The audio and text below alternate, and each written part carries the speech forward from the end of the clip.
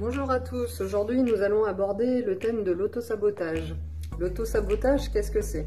C'est une façon inconsciente de saboter sa vie, que ce soit au niveau professionnel, social ou amoureux.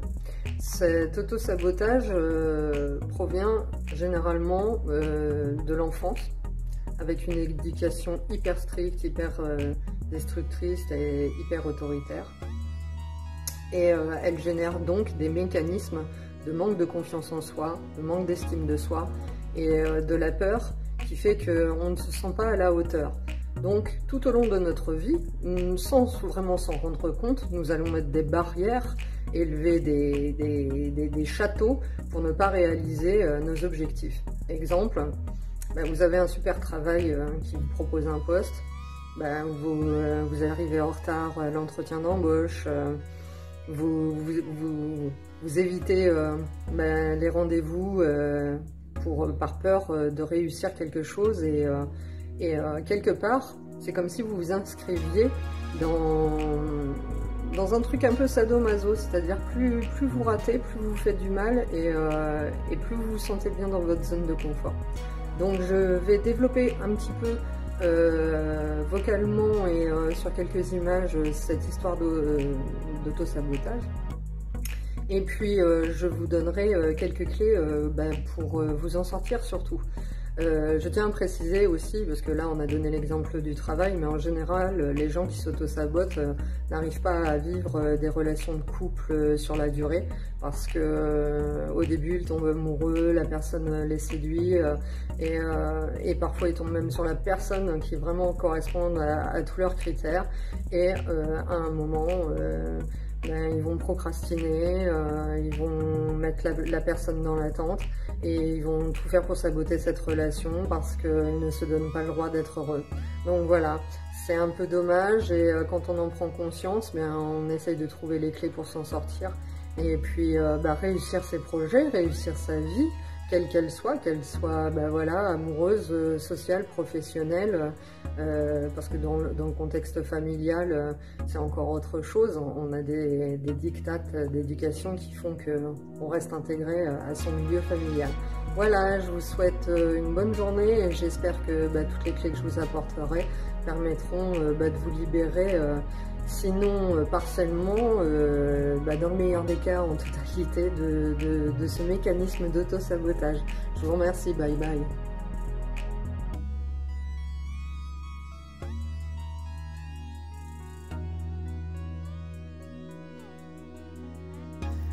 Donc nous revenons sur l'auto-sabotage. Qu'est-ce que c'est en détail? C'est une notion où nous avons un objectif, un souhait conscient, et que nous allons tout faire pour qu'il ne se réalise pas. En général, les gens qui s'auto-sabotent, on les entend dire « rien ne se passe jamais comme prévu, j'ai la poisse, je dois avoir un problème ». Voilà souvent les phrases que l'on entend des personnes qui s'auto-sabotent, et c'est bien dommage. L'auto-sabotage, c'est une démarche quelque part autodestructrice, qui consiste à se refuser toute possibilité de réussir ce qu'on entreprend dans la vie. En d'autres termes, on s'interdit de réussir sa vie pour des raisons plus ou moins conscientes. Quelqu'un qui arrive automatiquement en retard, comme on l'a dit précédemment, à des entretiens d'embauche ou qui fait tout pour faire rater ses relations amoureuses, c'est de l'auto-sabotage. Pourquoi ? En général, la personne a un manque de confiance en elle assez énorme. Il ou elle a des doutes sur ses capacités à réussir ou même s'engager. Inconsciemment, la personne met en place des mécanismes d'auto-sabotage pour toujours se mettre en échec. Comme je l'ai dit dans la vidéo, les origines de l'auto-sabotage sont en général liées à l'enfance. Un enfant qui aura eu une éducation donc hyper stricte et restrictive, avec des critiques régulières, devient, même si ce n'est pas une règle absolue, un adulte avec un encéphale bloqué sur les informations négatives. C'est terrible. Ça veut dire que cet adulte développe donc la négativité sur l'ensemble des domaines de sa vie et ça lui paraît normal, que ce soit sur le domaine social, professionnel, amical, amoureux. La pratique de l'auto-sabotage se met sans le savoir sur tous les domaines et met la personne qui applique ces mécanismes dans des situations d'échec constant. Ensuite, une autre origine qui peut expliquer l'auto-sabotage, c'est les croyances limitantes. C'est-à-dire que la personne pense qu'elle ne mérite pas le bonheur, elle ne mérite pas de réussir, elle ne mérite pas d'être aimée. La faible estime de soi, comme je l'ai dit aussi également, peut être une cause de l'auto-sabotage. Ensuite, il y a la peur du changement et de sortir de sa zone de confort. C'est-à-dire que les personnes qui pratiquent l'auto-sabotage, même s'ils vivent une vie pas terrible avec des gens autour d'eux qui ne leur convient pas, vont rester dans cette zone de confort, car on ne sait jamais s'ils fréquentaient un entourage meilleur, ils ne seraient peut-être pas à la hauteur, donc ils seraient peut-être en situation d'échec. Donc, dans le pire des cas, ils préfèrent le pire. Le dernier point, c'est le jugement des autres.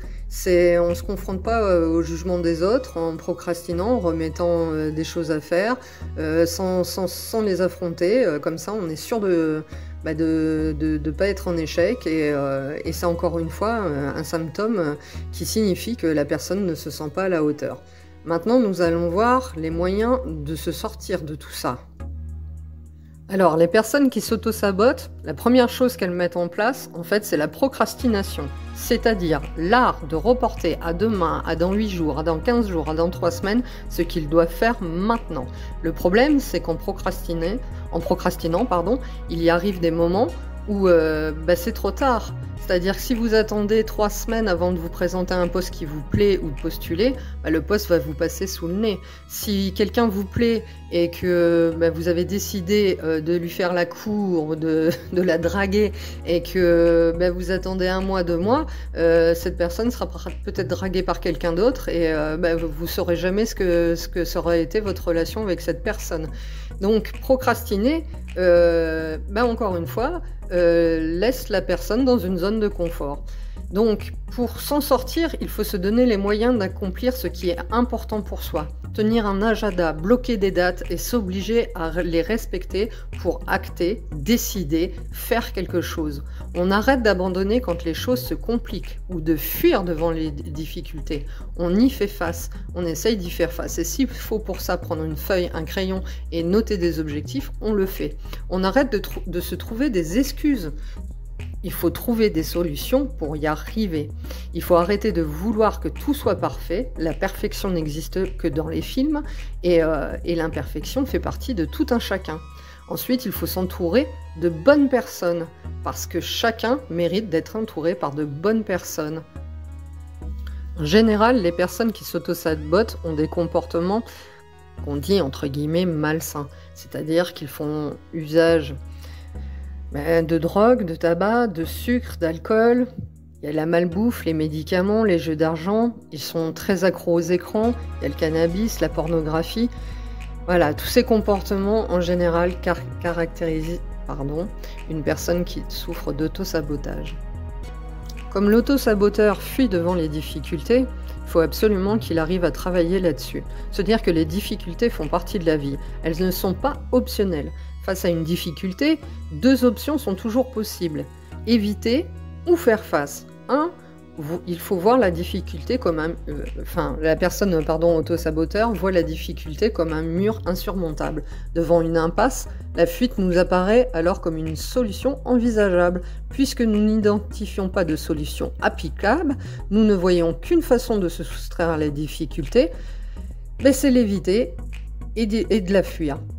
Si on voit la difficulté comme un défi à relever, en voyant la difficulté comme défi à relever, nous sommes tentés d'y faire face plutôt que de l'éviter. Même si nos ressources actuelles ne nous permettent pas de résoudre actuellement le problème, nous amorçons la recherche de moyens pour y arriver. On ne devrait jamais tourner le dos à un danger pour tenter de le fuir. Si vous le faites, vous le multiplierez par 2. Mais si vous l'affrontez rapidement et sans vous dérober, vous le réduirez de moitié et vous reprendrez une certaine forme de confiance en vous.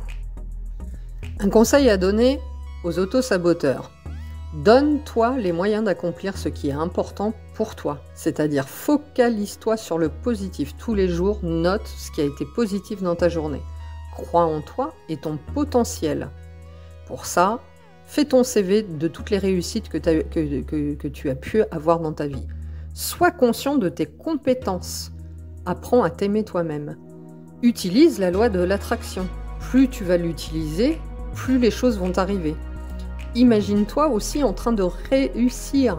Visualise une réussite possible et comment tu te sentirais si tu réussirais. Persévère malgré les obstacles sur ta route. C'est pas parce qu'il y a un obstacle ou un pépin que ça veut dire que tu vas forcément échouer. Inspire-toi de ceux qui ont réussi dans ton domaine, ça peut peut-être te donner des idées. Apprends toujours de tes échecs.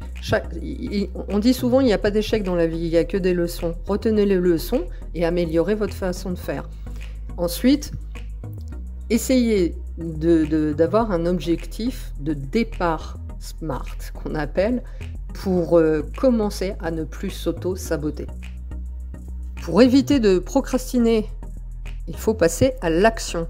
Pour vous aider à faire ça et changer votre mécanisme de reporter à plus tard vos décisions et vos actes, vous allez prendre une feuille de papier et lister tous vos objectifs, dans quelques domaines que ce soit. Ensuite, vous divisez vos objectifs en petites étapes à court terme pour commencer, et plus vous allez aller dans le temps, à long terme. Ensuite, vous vous fixez un délai, comme je l'ai dit précédemment, pour accomplir ces étapes, et vous ne dérogez pas à l'agenda que vous vous êtes fixé. En 4e position, vous vous concentrez sur vous et sur chaque objectif, une étape à la fois. Vous vous mettez à l'écart des distractions pendant la réalisation d'une tâche, comme ça vous êtes sûr de bien la réaliser. Vous vous récompensez après chaque étape franchie, c'est-à-dire gratifiez-vous. Vous avez réussi ça? Ouais, super, j'ai réussi. Je suis un winner, je suis une winneuse. Il faut pas hésiter à s'auto-gratifier en fait. En 7e position, ne cherchez pas à être parfait. Ne pas se comparer aux autres. Vous faites du mieux que vous pouvez et ça ne veut pas dire que vous ne vous réalisez pas. On est toujours moins bien ou meilleur que quelqu'un. Je veux dire, chacun sa place. Voilà. Pour terminer, je dirais faites des pauses régulièrement. N'oubliez pas de vous reposer parce que le travail de mécanisme de l'auto-sabotage est très long, très fastidieux. Il faut casser un mécanisme et faut s'accorder le temps de le faire petit à petit, comme on a dit, et étape par étape.